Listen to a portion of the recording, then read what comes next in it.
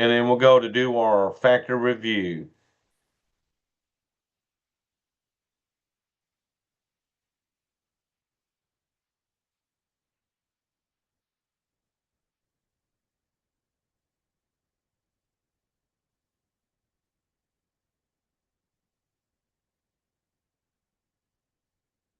All right, so y'all, what we're going to factor is trinomials, x squared plus bx plus c of this form. All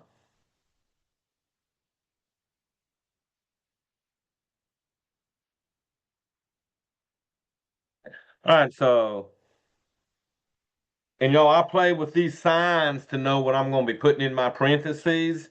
So, if the last number is positive, so if the last number is positive,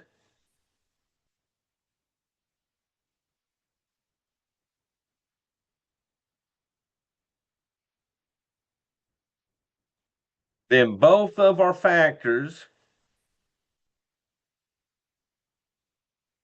will have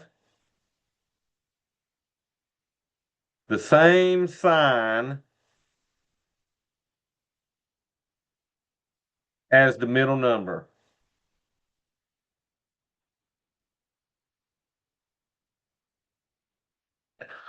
All right, so that's going to tell me what signs these factors have. And then to actually find the numbers, I'm going to find factors of that last number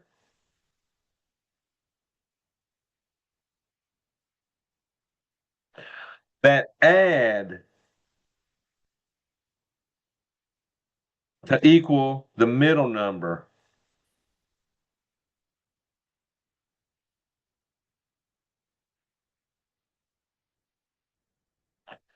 Okay, so I'm going to do two examples of that, and then I'll switch it into making that last number negative. So y'all, the first example, I'll do x squared plus 7x plus 10. And then over here, we'll factor x squared minus 8x plus 12. Alrighty, so on the first one, these are trinomials.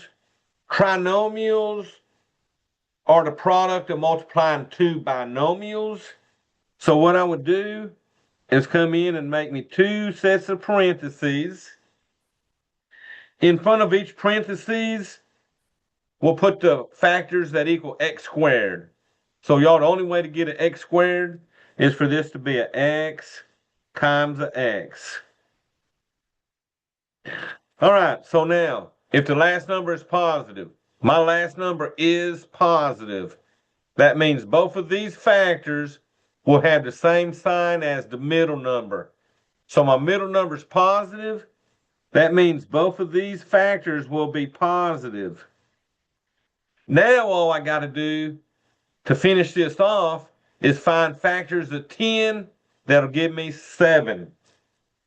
So y'all, I'll pull up the chat. So give me two numbers that multiply to equal 10, but those two numbers will add to equal 7. And that'll be 5 and 2. Good job. And y'all, 2552, since they're both positive, it don't matter where you put the numbers, as long as they're both positive like that middle number. And y'all, if you want to do a quick check, 5 plus 2 equals 7. 5 times 2 equals 10. All right, so that was complete. So now let's factor this one over here. We're going to have two sets of parentheses. X squared, once again, will be an x and an x. Y'all, the last number is still positive, so both my factors will have the same sign as the middle number. Well, my middle number is negative, so that means both of these factors will be negative. The only way you'll get two negatives is if the middle number is negative and the last number is positive. Now, find me two numbers that'll multiply to equal 12, but then them numbers have to equal 8 if you add them. So what y'all think on that one? Two factors of 12 that'll add and give me 8. All right, Darren, you're pretty quick. That is definitely 6 and 2. And y'all, like I said, it don't matter where you put them. But a -6 and a -2 will add to get you -8. -6 times -2 will multiply to get a +12. So y'all, these two cases are what happens when these last numbers are positive. All right, so the other case would be if the last number is negative. So y'all, if the last number is negative,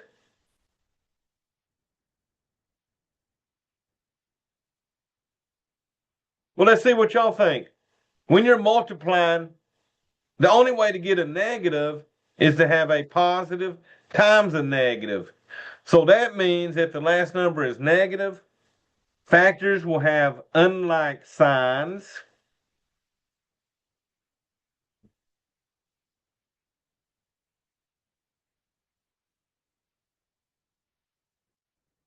So since they got unlike signs, I'll make one positive, one negative.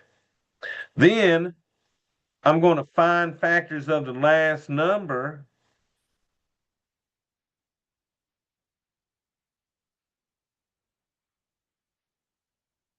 that subtract to equal the middle number.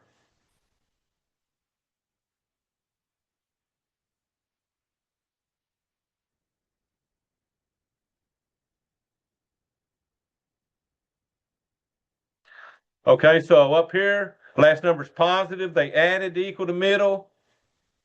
Last number's going to be negative. They're going to subtract to get the middle number. Now, to figure out where I put the two numbers, here's the trick for that.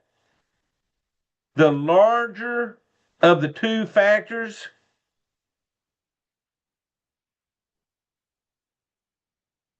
has the same sign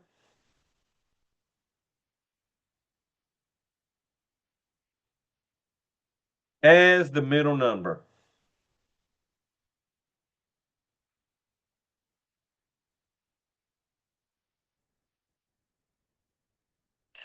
Okay, so once I find them two numbers, my larger of those two numbers will have the same sign as our middle number. So let's try two of those. I'll do x squared plus 3x minus 28. And then we'll factor x squared minus x minus 20. All right, y'all, I will start out like I did up here. I'll put my two sets of parentheses. Once again, the x squared will be an x and an x. The last number is negative, so these factors will have unlike signs. One will be positive, one will be negative. So now, what y'all need to find me are two factors of 28 that would subtract and give me 3.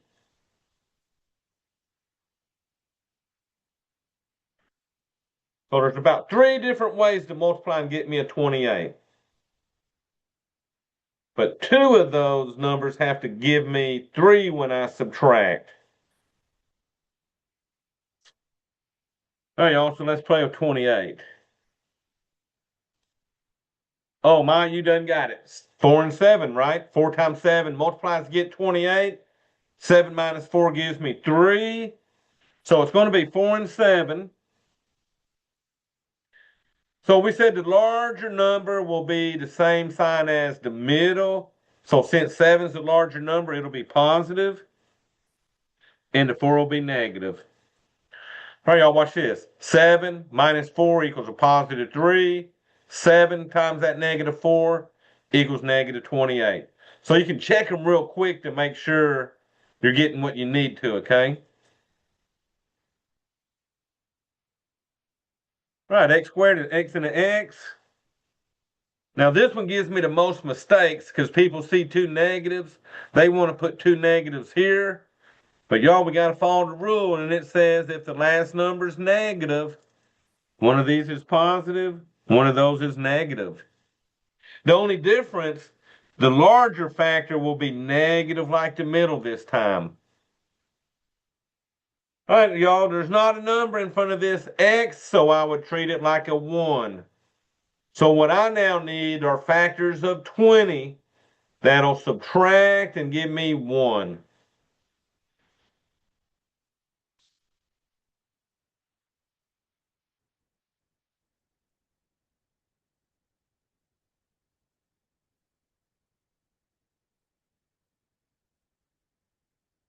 All right, also we're playing with 20. Um, you got it again, you and Darren. So 5 and 4. 5 and 4 multiply to get 20. 5 minus 4 is 1. We said the larger number 5 has to be negative like the middle. So that'll be an x minus 5 and an x plus 4. Now, it don't matter which parentheses I put first, but y'all, the 5 has to be negative and the 4 has to be positive on that, okay? All right, y'all, so that was just a little factoring review.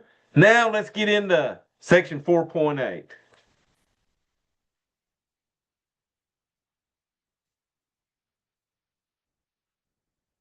And so 4.8 deals with applications. And when you see applications, that means word problems in math, okay? So the first one, I'm going to draw a graph over here. So what they want us to do for this first one is use the graph to find the x-intercepts.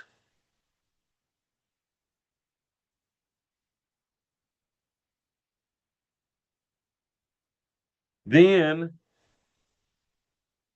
find the solutions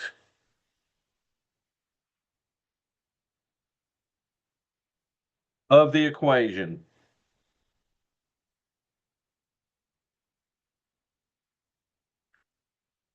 All righty, so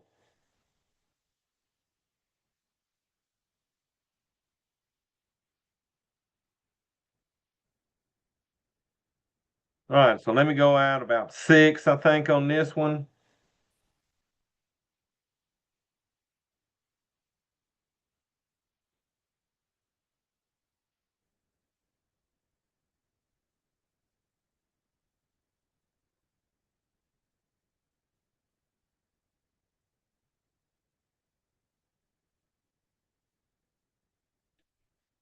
All right, y'all, so the graph is passing over this x-axis at -3 on this side and at +5 on this side. Now the shape don't matter as long as you're going through them 2 points. So my parabola would come down and it just goes through them 2 points. Now this graph is the graph of x squared minus 2x minus 15 equals 0. So if I was to go into y1 and graph x squared minus 2x minus 15, it would give me a parabola that's crossing at -3 here and 5 here. Now, so the first part of this question, find the x-intercepts. So y'all, the x-intercepts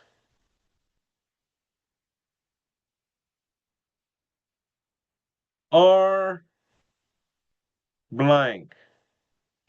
Now, it tells you in the homework the x-intercepts have to be ordered pairs. So what I want to know first, what is this ordered pair for this point right here? So we would look at the x value. The x value is -3. So remember, put it in parentheses, put -3. And Maya, you're good because that's perfect. Since it's on the x-axis, the y value is 0. All right, how about the second point? 5, 0. Good job. So y'all, when they ask for x-intercepts, they gotta be ordered pairs. Now it says the solutions are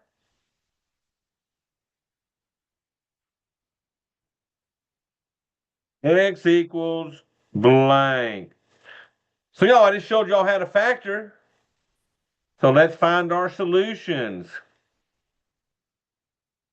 And this will actually show you how to solve an equation by factoring. Because a while ago, all we did was factor the polynomial. Now we're actually solving an equation with this polynomial. All right, y'all, so that last number is negative, so I know these factors have unlike signs.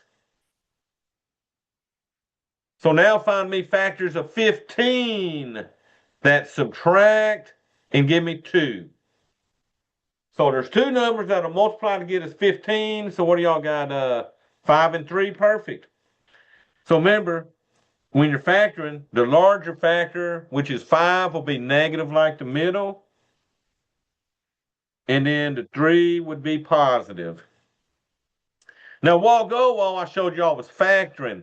But since this is an equation, what you would now do with these two factors is set each of these factors equal to 0. Once we solve this, we'll get our two solutions. So you're just going to solve these two little mini equations. So this 3 is positive, so to move it, we would subtract 3. And I get x equals negative 3. On this one, we're going to add 5. And that one gets me x equals positive 5. So if you plug these two numbers into that equation up here, it would equal 0. So look, the solutions are x equals negative 3, comma 5. But y'all, did y'all notice this? These two solutions are equal to the x values of the x-intercepts of that graph. So they just wanted y'all to realize that if you were to graph it and you could find those x-intercepts, that would give you the solutions if you were to try to solve that. Okay, also, your first two problems, they're giving you graphs. One looks like a up straight parabola like a U. The other one they give you is just going to be an upside down parabola, okay? But if you can find the x-intercepts, then the solutions will be whatever those x values are. Okay, so you don't even have to factor it or use the quad formula. Okay? Y'all, time for a word problem.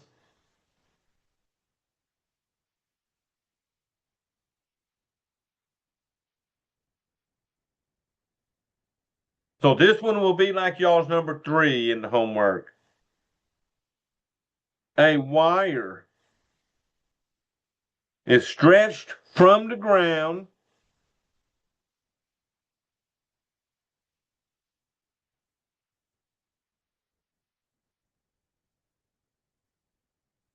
to the top of an antenna tower.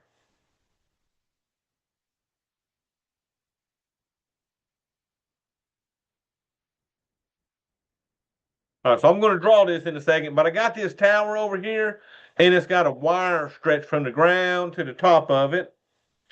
They tell me the wire is 13 feet long.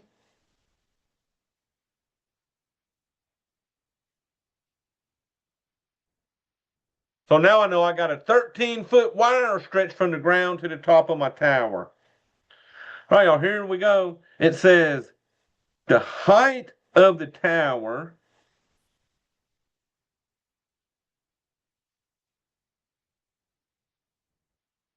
is 7 feet greater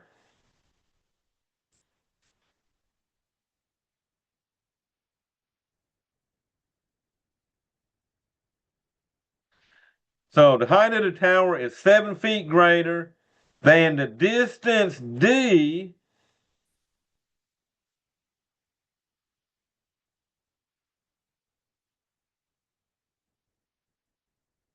from the tower's base to the end of the wire.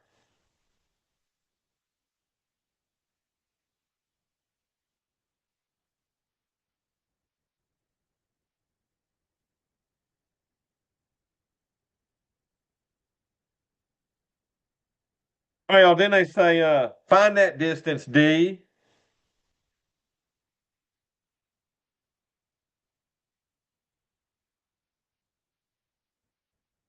and the height of the tower.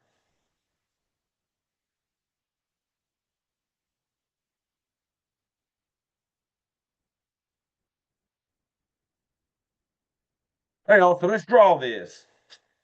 We got a radio tower, an antenna tower over here. So that'll be my tower.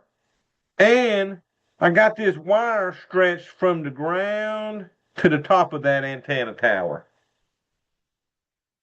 Now I know now they told me this wire here was 13 feet long.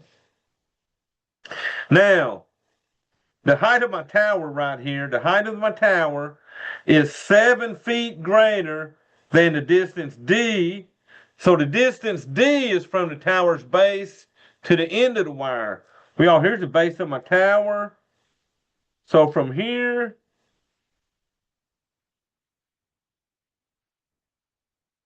to the end of the wire, that was distance D. So if we know the height of this tower here is 7 feet greater than that distance D, what would y'all put for this side?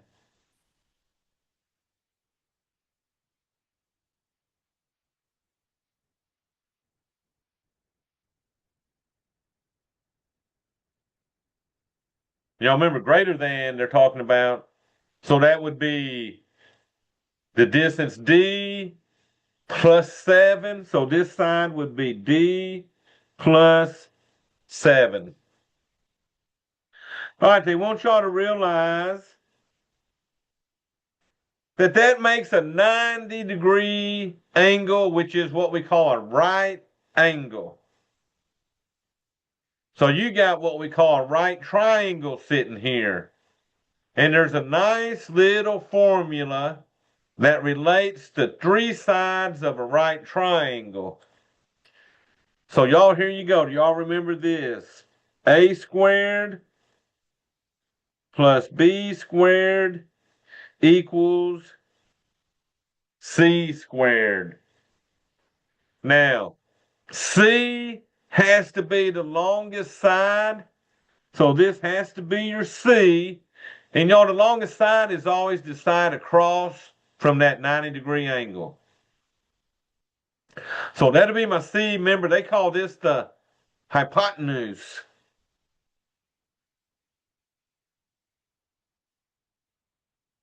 Okay, it's always the longest side. Now, A and B don't matter which one you make A and B, so I just usually go left to right. I'll let that be A, and that one be B. So I'm just going to plug everything into the formula here. And y'all remember, this is the Pythagorean theorem.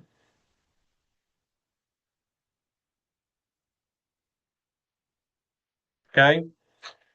So let's plug what they gave us in for our letters. So for A is D, so that'll be D squared.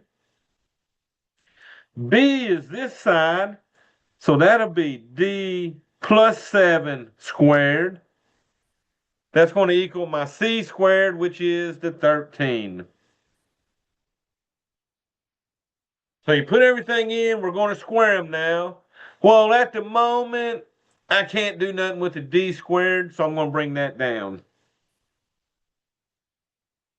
But y'all, right here, D plus 7 squared. D plus 7 squared does not equal D squared plus 49. That's the biggest mistake I get. People square to D, they square to 7.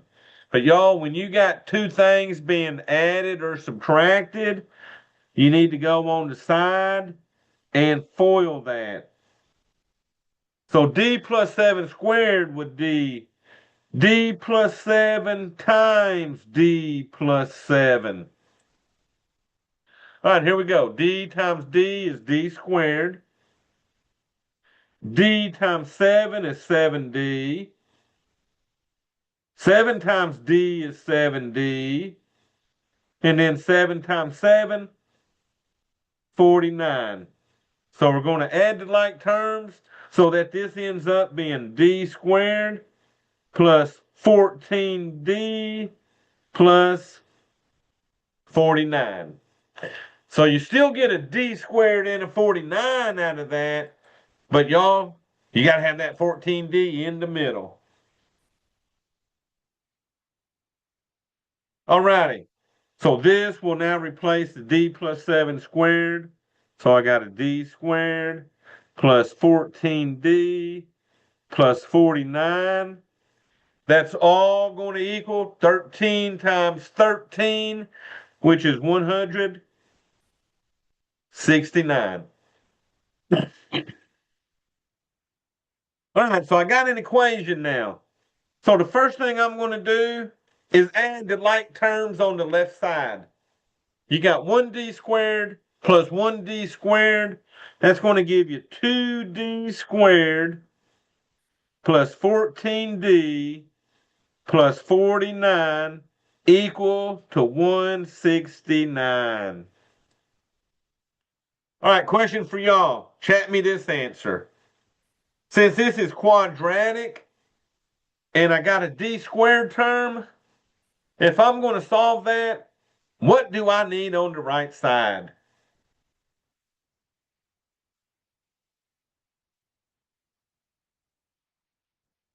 So y'all, what did I set all of my quadratic equations equal to? Good job, 0. So we need a 0 over here. So what we need to do is subtract that 169 from both sides. And the 169 can only subtract from the 49. Those are the only like terms. So y'all, you come down with that 2d squared plus 14d. 49 minus 169 will give you a negative 120. All that equal to 0. Now, y'all, let me show y'all another trick on this one.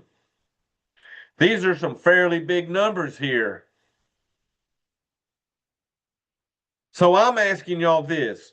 What number can I divide everybody by in this equation? Because I want to make that equation a little bit smaller to factor. All right, good job. That's a 2.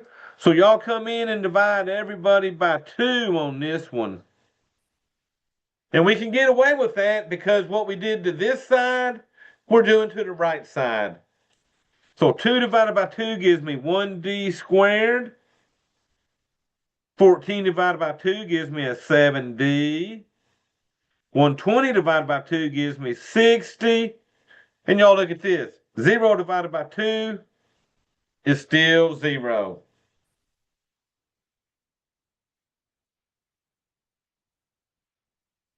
All right, so I made that as small as I can on the numbers. Now we're going to factor that. D squared would be a D and a D.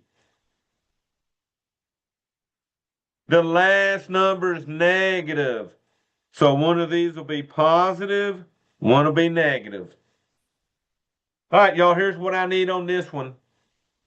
I need y'all to find me factors of 60 that will subtract and equal 7. And y'all remember there's a trick to find those factors I was doing on the calculator. So remember on the calculator, if you want to find factors, let me pull that calculator up.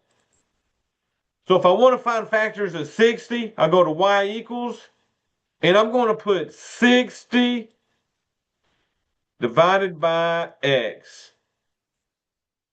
Okay? And then look at the table, second graph. So y'all, here you go. 1 and 60, 2 and 30, 3 and 20, 4 and 15, 5 and 12, 6 and 10. And then it repeats, 10 and 6. So that's pretty much all the factors. Oh my, you got it. It was 12 and 5, right? 12 minus 5 equals 7. So y'all, let's go back in. 12 and 5, the larger number is going to be positive like the middle. So that'll be a positive 12, negative 5. All right, remember I got it factored now. So now you're going to come up and set each of those factors equal to 0.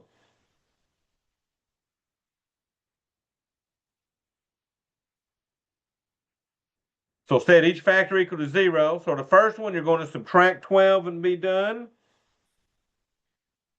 So one answer is D equals negative 12. The second one, I'm going to add 5 to both sides. And that one gives me D equals 5. All right, y'all, you got two possible answers. Which one of these is the answer I need for the length of D?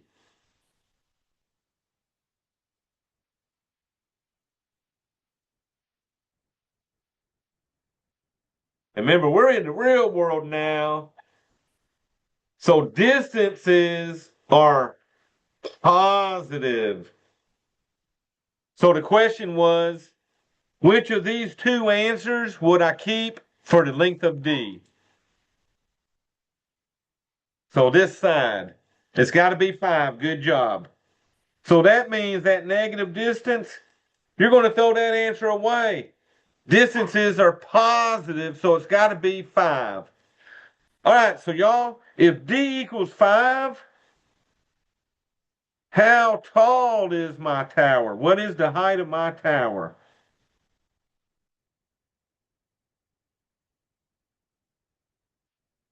All right, it's got to be 12, right? Because right here it said D plus 7. 5 plus 7 equals 12. And your final answer. So y'all remember, when you get two different answers with different signs, when you're talking about lengths or distances or anything, you only keep the positive answer. And then taking that positive 5 plus 7 gave me the height of the tower at 12 feet.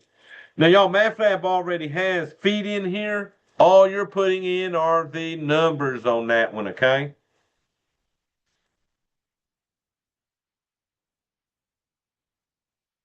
All right, y'all, so let me do another one similar to this.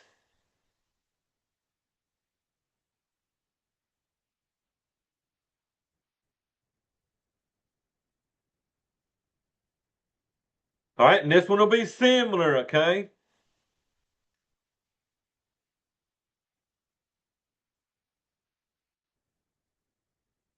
All right, so for this one, it says the foot of a ladder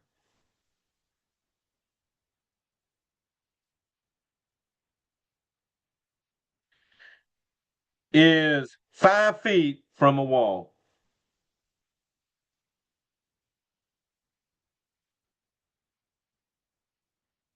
Okay, so I know I'm going to have me a wall over here with a ladder leaned up on it, and it's 5 feet from it. Then it says the height the ladder reaches on the wall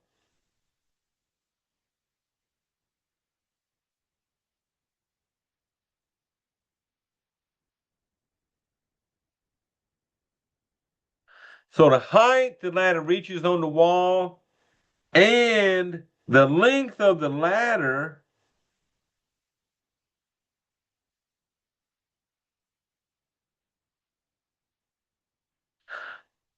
are consecutive integers.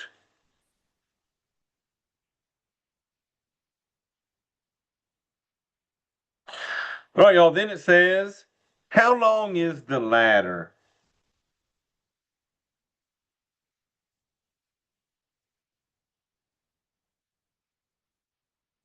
So they don't care how high it is up on the wall. All they want to know is how long is this ladder?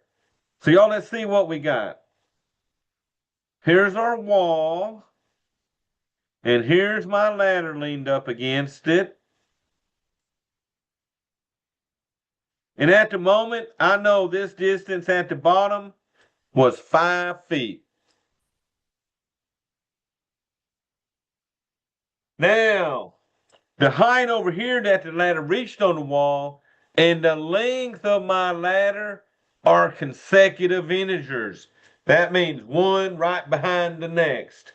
Integers are negative and positive numbers. So how do I go from one number to the next? Is I add 1. So like 0 to 1, I added 1. 1 to 2, I added 1. 2 to 3, I added 1.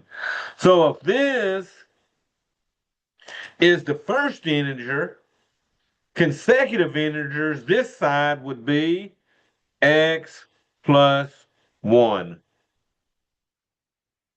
Okay, so no matter what this one is, this one will always be 1 greater. But y'all look at this. I got me a right triangle again. So I'm going to use the Pythagorean theorem again.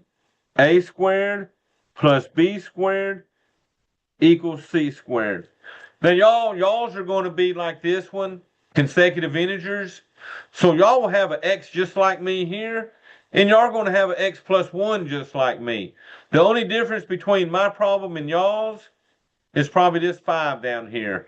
Y'all's ladder might be 6 feet away, 7 feet away, or something like that, okay? Alrighty. Remember, this is the hypotenuse over here, so it has to be C. This one can be A, and that can be B. Or you can make that A and that B. Those don't matter. What matters is the longest side has to be your C, okay?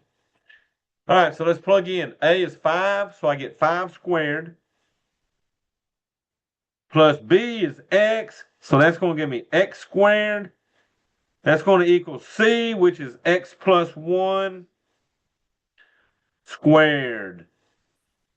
So both of these problems, you're going to have to do a little foiling like this one also, okay? All right, y'all, here we go. 5 times 5 is 25. Plus my x squared. So on the side, I need to figure out x plus 1 squared. So y'all, that'll be x plus 1 times x plus 1. That's going to give me x times x, which is x squared. X times 1 is 1x. 1 times x is 1x. 1 times 1 is 1. Add your like terms.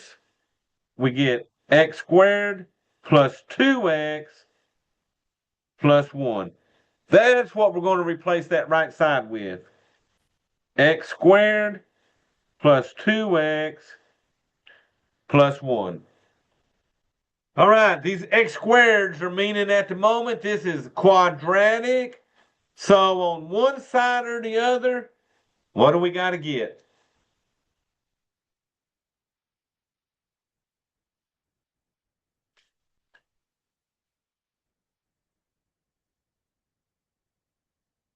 And y'all are saying I need a 0 on one side or the other. Good job. So let me ask y'all this. Do y'all want me to get a 0 on the left side or the right side? I'm just trying to see how y'all would do it. So which side would y'all put a 0 on the left? Okay, so I'm going to put a 0 on the left side. So I'm going to start by moving the x squared over. So to move the x squared, I'm going to subtract it from both sides. So all that's left on the left side is the 25 now. Those x squareds canceled. But y'all look at this. The x squareds canceled on the right side also. All that's left on the right side is a 2x plus 1. So y'all, this is not even quadratic anymore. You don't have any x squared terms left. So this is not quadratic, which means to solve this, I don't have to have a zero on one side or the other. At this point, I would just solve that for x doing 2 steps. First, I would get the, so y'all look, this is not quadratic any longer.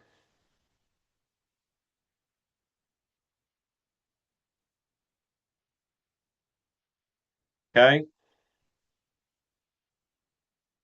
So y'all, you don't have to try to factor it. You don't have to use the quadratic formula. You can't because you don't have the x squared terms.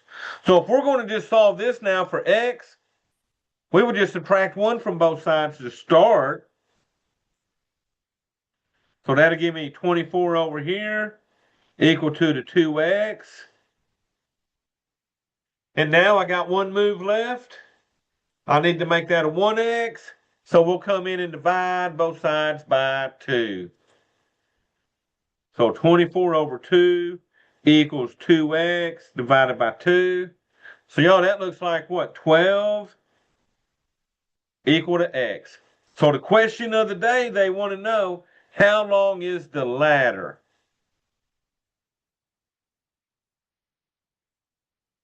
All right, so what are y'all putting in for the length of my ladder? Uh-oh, I got y'all. All right, let's see. All right, now y'all are getting it. Because remember, the 12 was just this side over here. So we had to actually take 12 plus 1 and make that equal 13. Good job.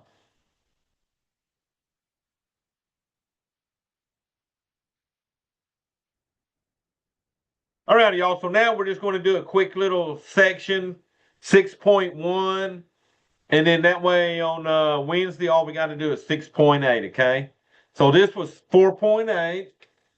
So let's pull up 6.1.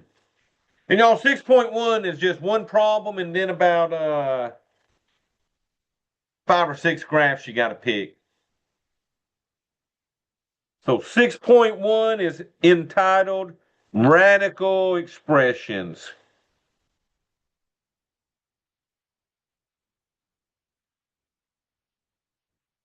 And y'all, what they mean by that are square roots.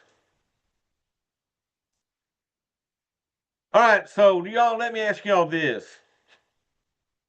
When I talk about a domain so far, in a domain, what was the only thing we were concerned about?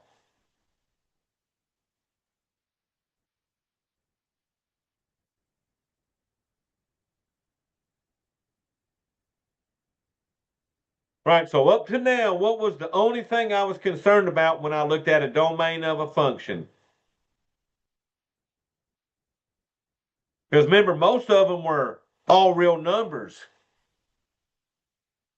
So Darren, you're on the right track. It couldn't equal 0, but what couldn't equal 0?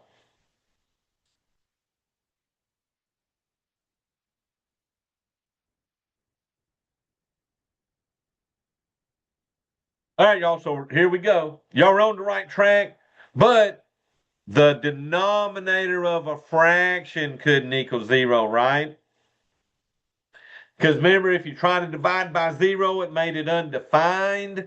So up until now, the only thing y'all were concerned with in a domain was the fraction that had a variable in the denominator. Well, y'all, here's the second thing you're going to be worried about in a domain. So when finding domains of a radical,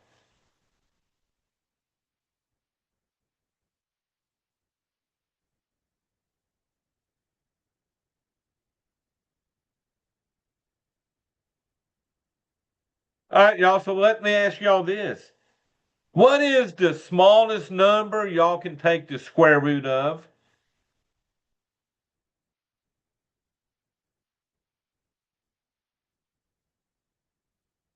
So the smallest number that I can take the square root of in the real world.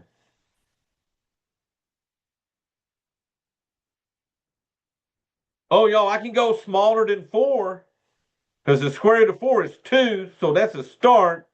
But are there any numbers smaller than 4 that I can take the square root of? All right, one So 1, right? Square root of 1 is 1. But there's even a number smaller than 1 that I can actually take the square root of.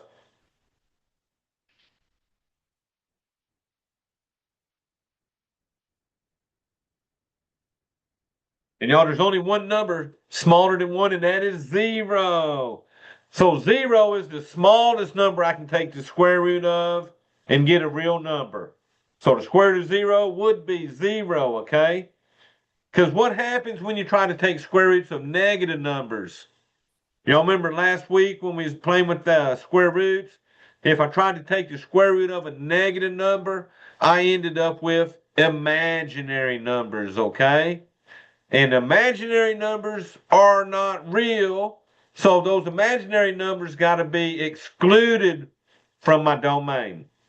So when finding domains of a radical,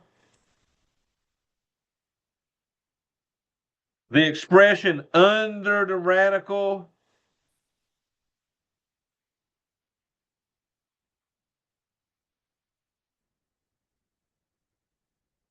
must be greater than or equal to 0.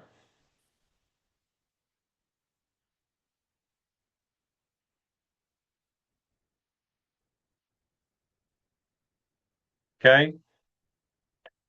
So, to find the domain of a radical function, I'm going to take what's under it, set it greater than or equal to 0, then solve it, okay? So, set the expression under the radical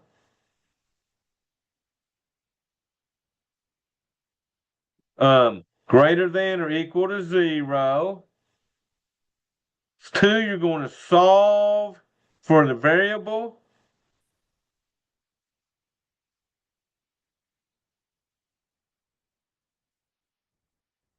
And then we're going to write the answer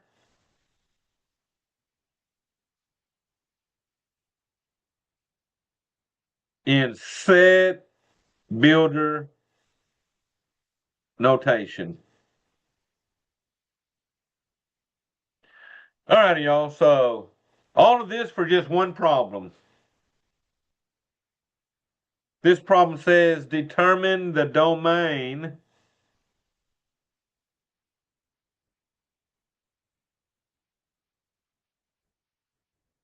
of the function.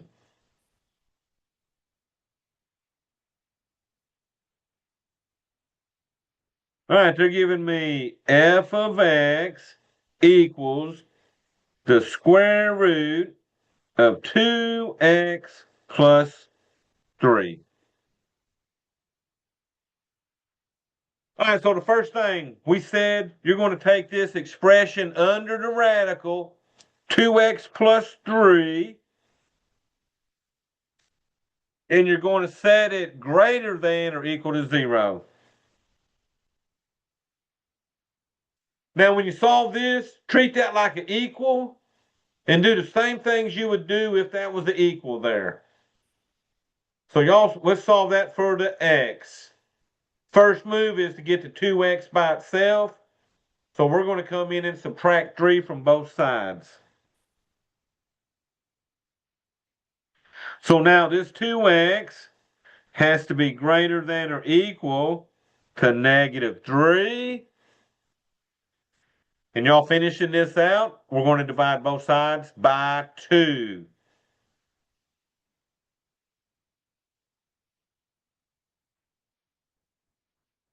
So that I get an x greater than or equal to a negative 3 halves.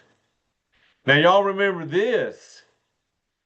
If I was dividing by negative numbers, remember if you divide inequalities by negative numbers, you would reverse that inequality.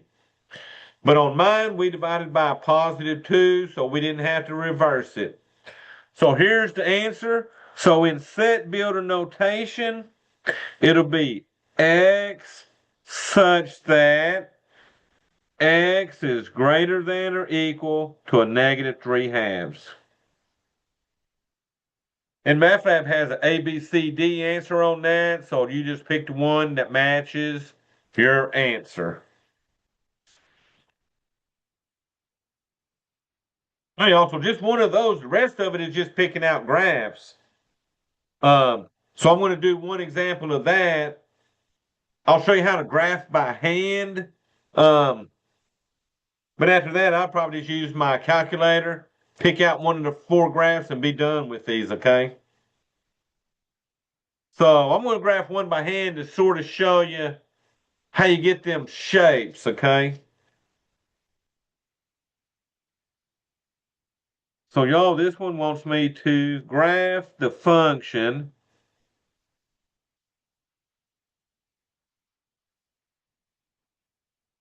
f of x equals 2 times square root of x. But y'all, like I said, you could do these on the calculator and pick out which one matches yours, okay? So I'm going to graph this one, though, and show you how I would pick numbers on it.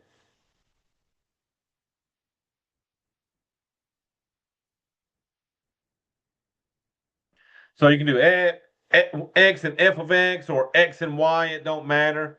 I usually use function notation if they give me a function. All righty, y'all, first question. What's the smallest x I can put under that radical?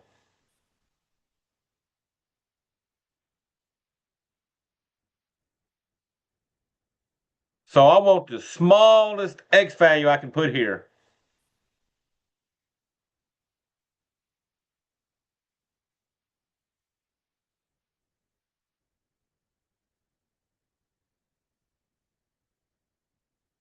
Oh, remember, I can go smaller than 4. Actually, Walgo, you had it, Walgo. 0, there you go. 0 is the smallest x I can put under there. So if you put a 0 in here, f of 0 would equal 2 times square root of 0. Well, that just equals 0. Square root of 0 is 0 times 2 equals 0. So the first point I plot will be 0, 0. The next number that I could take the square root of would be 1. I would only put in x's that have a square root. So putting the 1 in, f of 1 would equal 2 times square root of 1. We all square root of 1 is 1. 1 times 2 gives me 2. Now the next number I would pick, I would not pick 2 because 2 don't have a square root. That's not a never-ending decimal. 3 is a never-ending decimal. So now I would use your 4. Because 4 has a square root. So that would give me 2 times the square root of 4. So I only want x values that have square roots on this problem, okay? All right, y'all, square root of 4 is 2. 2 times 2 makes that a 4. So y'all, what would be my next x value that has a square root? So I've got 0, 1, and 4. The next number. I will not. Oh, look at that. 9. Perfect. Sort of like them perfect squares. So f of 9 would be 2 times the square root of 9. So y'all, the square root of 9 is 3. 3 times 2 makes that 6. All right, so that's plenty of points.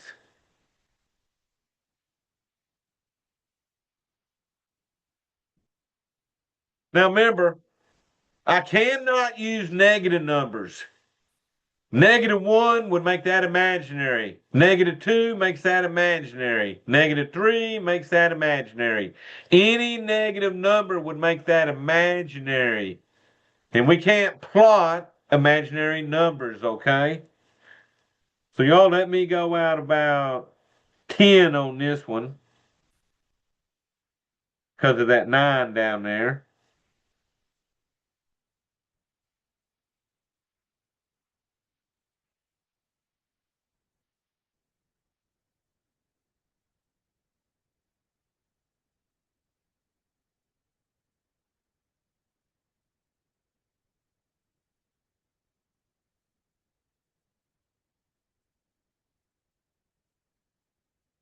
All right, so I had 0, 0. So that's going to start right in the center. Then I had 1, 2. So right 1, up 2.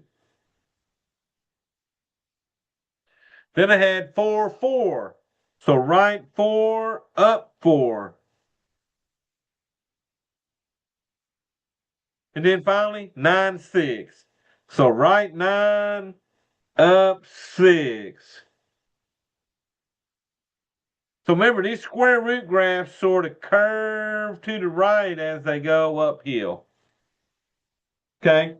Now, on the calculator, you could have did, you don't have to physically graph these, you just got to pick a picture.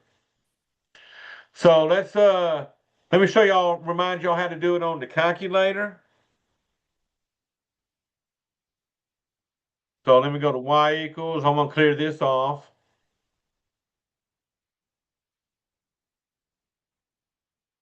All right, y'all, so I had 2, and then square root will be second x squared, and under that was my x. So I basically got the um, function set in. Now I'm going to show you the table and show you what would have happened if you would have picked numbers like 3, 5, and so forth. So y'all look, the smallest number I could pick was 0. Watch what happens when I go to -1. I get an error because it's imaginary, okay? And you can't plot points if they're imaginary. So 0 gave me 0, 1 gave us 2, 4 gave us 4, 9 gave us 6. Any of these numbers in between, look, you got decimals, okay? All right, what we wanted to look at was the graph. And y'all, there you go. Sort of looks like that graph we just drew.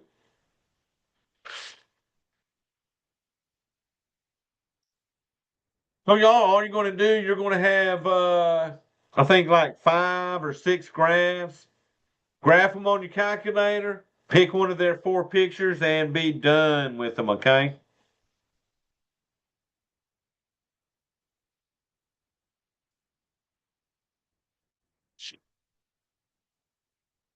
All righty, y'all got any questions on 6-1?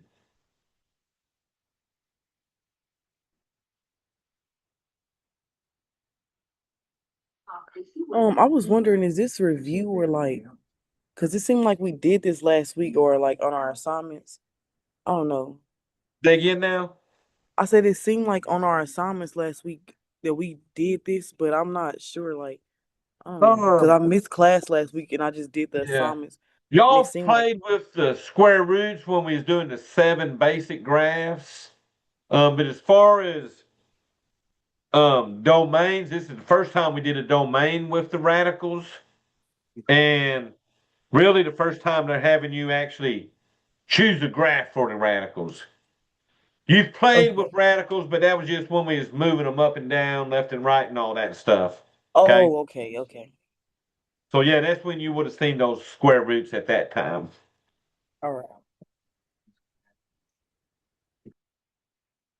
Hey, also, let me stop this record.